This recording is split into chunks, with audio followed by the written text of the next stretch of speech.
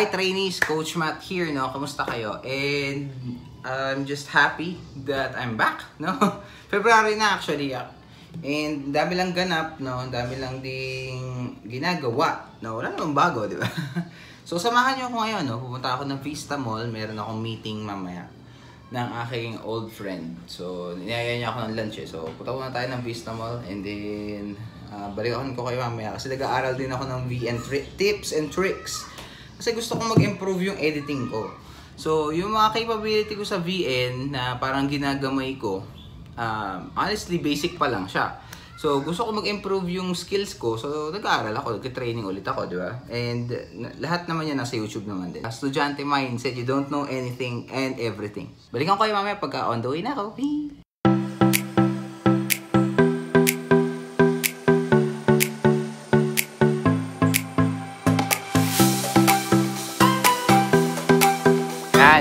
Pasensya na guys, di ko na kayo nasama dun sa meeting namin kanina kasi very private meeting kasi talaga yon. Natutuwa lang ako na nakasama ko yung kaibigan na yun na very private person din. So next time, sige, sama ko kayo, sama siya. Ngayon, kaya ko lang nasasabi or kaya ko lang nai-enjoy yung ano na yan, yung moment na yan na kami lang kasi may mga bagay talaga na makikita mo off-cam or well, hindi mo naman na makikita kasi nga off-cam nga eh, tangay. Alright. Pero ibig sabihin, may mga bagay talaga na hindi mo i-document, may enjoy mo. Ako yung moment na yon, kaya hindi ko na siya din-document bukod sa wala tayong paalam na i-document yun. Kalokohan! No, kasi syempre very private yung kaibigan ko na yun. Ano lang, nakakatuwa lang na after all these years, no, na maaaring may mga pagdaanan man tayo as individuals or as people, no, eh nagagawa pa rin natin na mag-rise up. No? So, hindi talaga pare-parehas yung kwento natin. And at some point in time, no, diyan mo malalaman na kahit may mga struggles yung mga kasama mo sa buhay, meron ka pa rin namang option to stand up. Huwag mo silang i-abandon. Hindi porket may pinagdadaanan sila, di ba? Sila na lang bahala sa buhay nila. Hindi ganoon. Nice. We can offer our time, our presence, no? And our insights para at least mapagaan natin yung loob nila, mabigyan natin sila ng enough na space para makapag-vent out sila. I'm still developing yung skill na wala kang masyadong pakialam na mag-vlog sa harap na maraming tao, kaya ako ina-open yung camera sa mga gantong moments. And also nagpe-pace din pala ako ng walking ko kasi medyo hinihingal ako, kaya yan. So, hindi kasi ako madalas mag-walk ng brisk yung pace. Pero nakapag-walking naman ako. Kaya lang hindi lang brisk yung kasi yung talagang mabilis na lakad. Diba? So, at nagmukha tayong engot dito. Okay lang kasi na-enjoy mo naman yung ginagawa mo. Saka nga pala, bukod sa meeting na ginagawa ko kanina, no, wala naman masyadong ganap ngayong Sunday. Kundi yung errands ni mama. Well, yung errands naman ni mama, lang, tinapay lang naman yung nagawa ko na yun. So, ikot lang tayo dito. Balik ako kayo mamaya.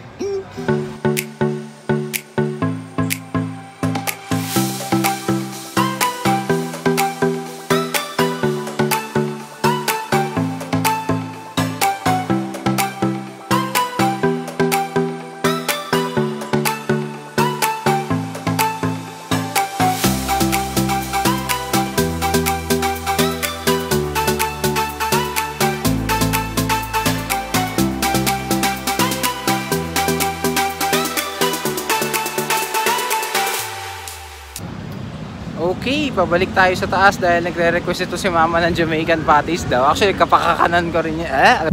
Padre, take 2. Easy. Kapakanan ko rin to or kasalanan ko din yan. Kasi in-introduce ko sa kanya yung Jamaican patties. So, sarap naman kasi. So, nagustuhan niya yung tuna. And, wala lang, bilhin lang natin siya ng Jamaican patties siguro. Tapos, tayo, on the way home na tayo. Nga lang, balikan ko kayo pagka nandun na ako sa taas. Sige lang, ate dalawang tuna na cheesy, tapos dalawang cheesy beef pinatubo.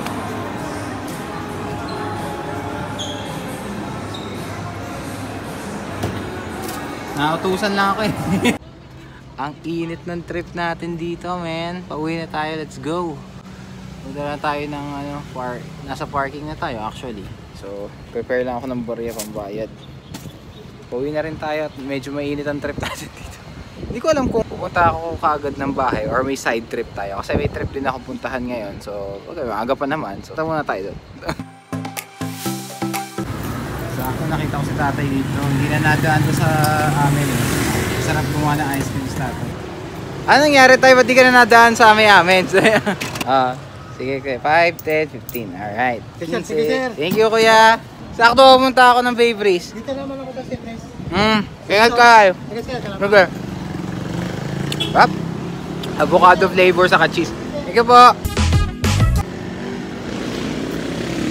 Tamang food trip lang tayo dito guys, sa gitna ng kalsada. Pumunta dapat talaga ako ng pumunta dapat ako ng Babe Breeze. Actually hindi Babe Breeze, C6 talaga. Sa gilid lang ng Babe Breeze, Babe Breeze sana ako melon. Eh nakita natin si tatay, so binili natin. So isa yun sa mga supportahan ko talaga na entrepreneur din si tatay. Sarap kasi nung gawa niyang ice cream, lasang lasa. Okay, on the way na tayo papunta doon. So, ubusin ko lang to, punta tayo doon. Sa mga OG subscribers ko dyan, shout out sa inyo. Alam nyo na nag-upload ako ng vlog na pangalan trailer. Saka yung, yung minsan sa laba. Basta may vlog ako na lumabas ako dito sa C6. Ang gamit ko nun guys, fun fact is iPad. Shit, naambo na. iPad ang gamit ko nun dati. Tapos hawak ko siya ng ganyan habang nag-drive ako nakalagitnaan ng bike lane. Pero ngayon dahil may tripod na tayo at may magandang phone na rin tayo na pang record ng video, hindi natin kailangan gamitin yung iPad. Shit, naambo na, makauwi na nga maya. Kasi dito yung maganda yung view, Doon pa actually, medyo may papunta pang Hagunoy yung medyo magandang view. Pero tinitignan ko rin, ginigauge ko rin tong capability ni Queenie kung aabot siya kasi hindi ko pa siya na-charge ulit. Saka nakakatuwa lang din na mag-vlog nang nakaganito ka habang gumagalaw yung paligid mo, men. Hindi edit yan, tol. Talagang literal na gumagalaw tayo dito. Teka lang, slow. Chill lang tayo. Ito lang tayo saglit. May tricycle na dadaan kasi.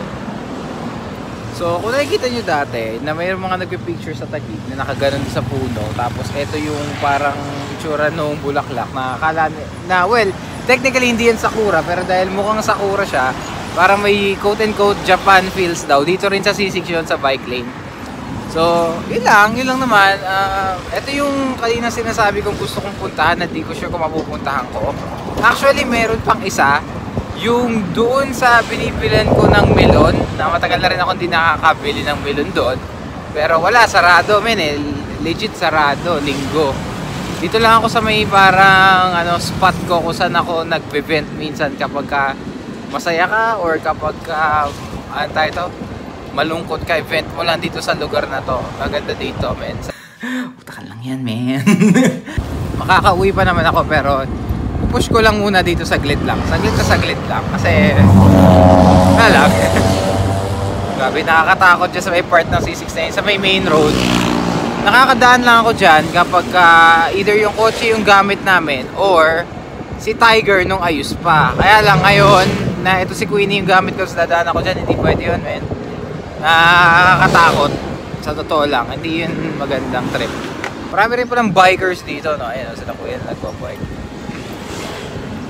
Ito pa isa. So, kuya nagpapike din. Alright. So, may mga lugawan din dito na sarado ngayon. Sa linggo Sa lahat naman kasi ng trip ko, linggo pa, Actually, lang talaga, sobrang blessed ko lang din na meron akong kaibigan na ganun. Na niyaya tayo sa labas para sa lunch. I'm one lucky dude, Pero hindi, sa totoo lang, alam nyo guys, ganito yan Isa sa mga natutunan ko sa life din na one of the greatest riches that you will have is to have friends. Yung mga tipong friends na solid, na hindi lang nandun kapag ka in good times, pero nandun din kapag ka in times of in times of need. So, hindi lang need na as in yung parang need na walang-wala ka, pero need of company, need of trust, gano'n. So, kailangan mo ng mga kaibigan na makakapagbigay sa'yo ng ganong space or ng ganong trust. So, Pagka may mga kaibigan kang ganon, i-cherish mo, di ba?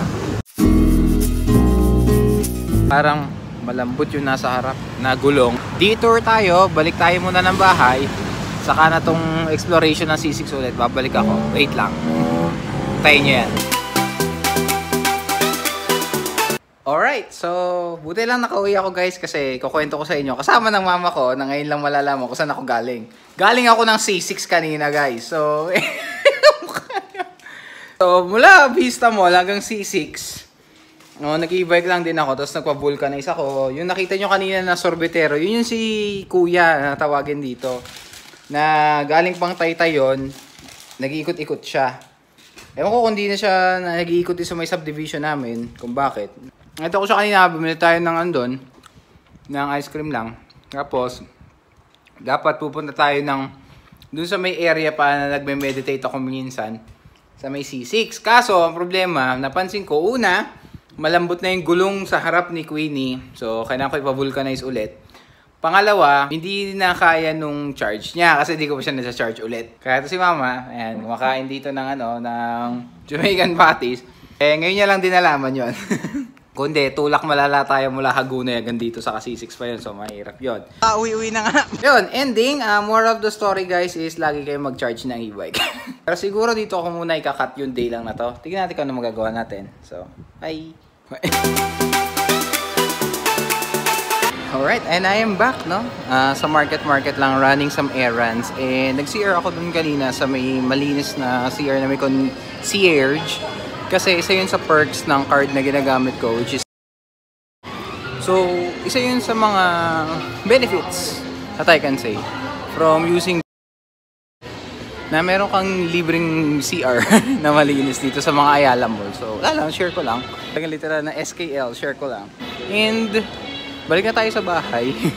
Kasi medyo marami-rami na rin yung ginawa namin ni Mama dito. And hindi ko na kayo na isama lahat. Kasi, again, no, sa dami ng dala ko kanina at ngayon ko lang nasingit yung errands. So, yun. Sa market. Lamig na rin ng aircon dito sa baba. Grabe. Saka okay yung mga sounds niya. Dito si Mama sa bread to kasi mahilig siya sa bread. So, yun. Balikan ko kayo mamaya.